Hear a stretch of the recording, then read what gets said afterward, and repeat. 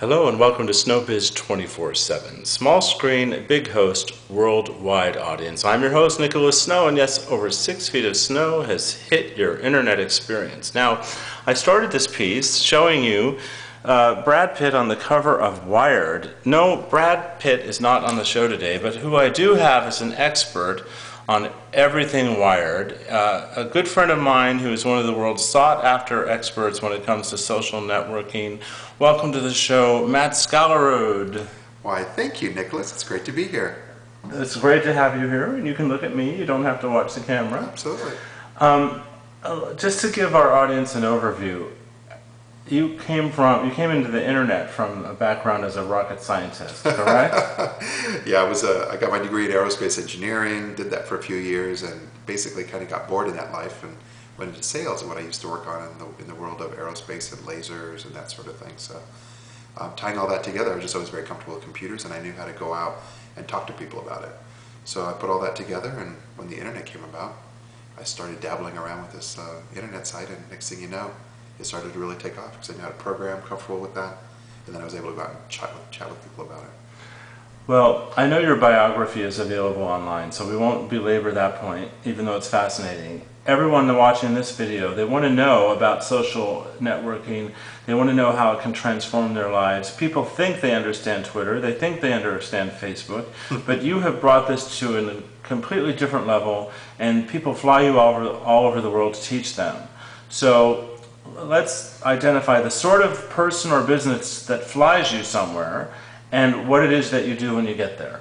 Usually it's folks that are doing business conventions, that are doing these conventions to really try to bring together different resources. In my case, it's all about how to reach the gay and lesbian market through print, through online, through video.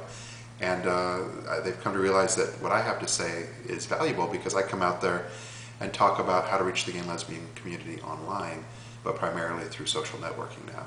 Facebook, Twitter, blogs. And I don't just talk about it, I actually walk them through and show them exactly how to do it. All right. Give me an example about how Twitter is misunderstood and ill-used and how you would turn someone around in terms of that. Well, most people think Twitter is just like the same as a Facebook status update. You know, I'm having lunch today, I'm going down the street right now, and that sort of thing. But it's really not. That's how it kind of started. It started as this opportunity for people just to kind of like put thoughts out there in the world that were the same size as a text message.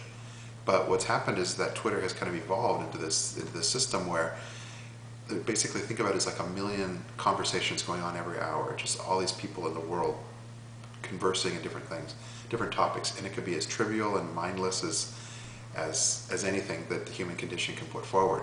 However, if there is something important, like what's going on with the Iranian election, what's happening with when Michael Jackson dies, all that sort of information is being Twittered out there. People are throwing those thoughts into that kind of that big sphere of this cloud of thoughts and ideas on Twitter.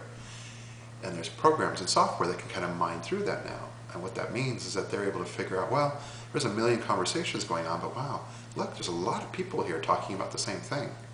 There must be something to it. So it kind of starts superseding what, Google used to be the place. If you wanted to know what was happening, you go to Google News, you find out, they became sort of an up-to-minute place to find out what's happening in the world.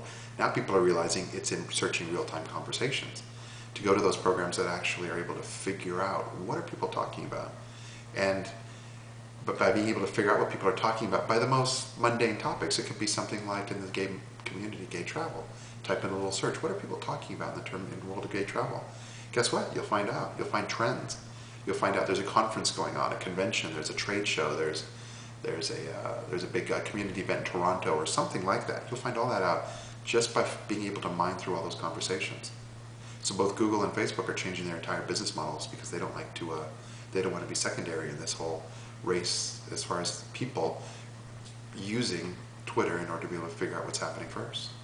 Give me an example of the programs that you use to work with Twitter. Yeah, well, TweetMem is a really good one. TweetMem is a program. It's a website actually. That's not a program yet. That actually mines through the trends. It's probably one of the best ones to figure out what's happening based on any topic you're looking for. But the program that I use to kind of it steps back. It's not as trend oriented, but it's very good at turning the lights on and everything when it comes to Twitter is TweetDeck, and TweetDeck is very, very handy. And with TweetDeck, you're able to really kind of turns the lights on, so to speak, and makes it very organized as far as all the conversations going out there based on specific searches you're looking for. Do you by chance have at the top of your head a recollection of a particular lead you discovered using TweetDeck that ended up becoming a customer or a piece of business? Not so much directly a customer per se, but because it's still kind of new. But I will tell you that, I mean, it's been very specific. There have been companies that have put out there, I'm looking for somebody to help me with such and such project. I've even seen consumers say, I'm looking for a gay travel agent. Can somebody help? And then you'll see all the responses. And it's not a lot. You'll see 5 or 6 only of the travel agents that are really paying attention and realizing what an opportunity that is. But what you're finding is you can enter into the conversation, you can become part of it, so you'll find out that people are talking about a certain trend. Today there was something about a gay bookstore in Philadelphia that make a wonder unless they get the community to come out and help. And so everything you're seeing is that the community's paid attention to this outreach, and they're all coming out to help them. To go buy books? No, actually to help them. I think it has to do with helping them get their store repaired, so so it doesn't get shut down. But yeah, it's just, but whatever it is, it's always, you start finding these things very specific about what are the people thinking, what are the people talking about, as opposed to some journalist telling you this is what you should be thinking. Sure, okay. Now for frame of reference, this is July 23rd, 2009. You've just got back from several major international trips. You're about to embark on another. Yeah. Tell me from a business perspective where you've gone and what you've been doing there.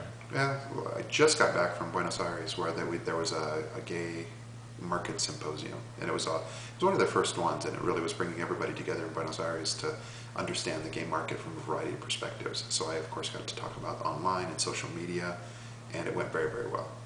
And prior to that, I just did one recently in Toronto with IGLTA, which is the International Gay and Lesbian Travel Association. Yeah, and did some work also very recently and spoke at the NGLCC, which is the National Gay and Lesbian Chamber of Commerce. And then I go to Copenhagen next week to do the same at the International IGLCC, International Gay and Lesbian Chamber of Commerce. Can you say frequent flyer miles? That's a lot of acronyms too, but yes, frequent flyer miles get me around.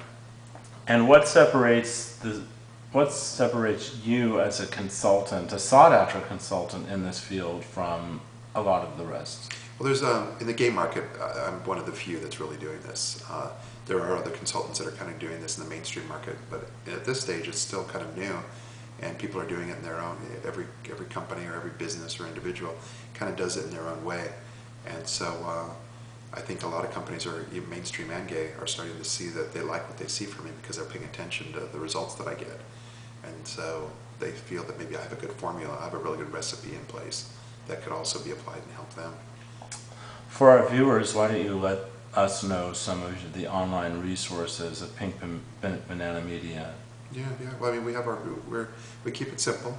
We have pinkbananamedia.com, and from there, we try to make it very easy for people both to get educated about what we do, some of the seminars and so forth.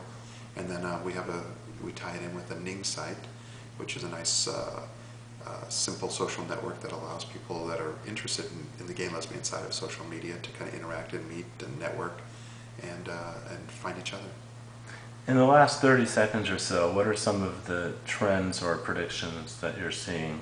Yeah, well, it's just going to continue where the biggest trend is really that there is how people find out what's happening, what's current, what's important in their lives. And it used to be, there's 2 big trends. One, we're kind of going back to the way things used to be. The way things used to be is you used to find out things from a smaller group of people. You didn't have mass media telling you, here's somebody that looks like you, this is what you should be buying. You really learned it from human interaction, from people around you in your village or so forth. We're kind of going back to that, but from a global perspective. And now all of a sudden you can connect with like-minded people all around the world and find out what's happening and really pay attention to and get much more of what you would consider relevant information to you in your life based upon what's happening and what you're finding out through this kind of new space that's tied in with Twitter, Facebook, blogs, and the whole works. Well, I think that's relevant information for our viewers. I want to thank you for taking the time to talk to us. Thank you.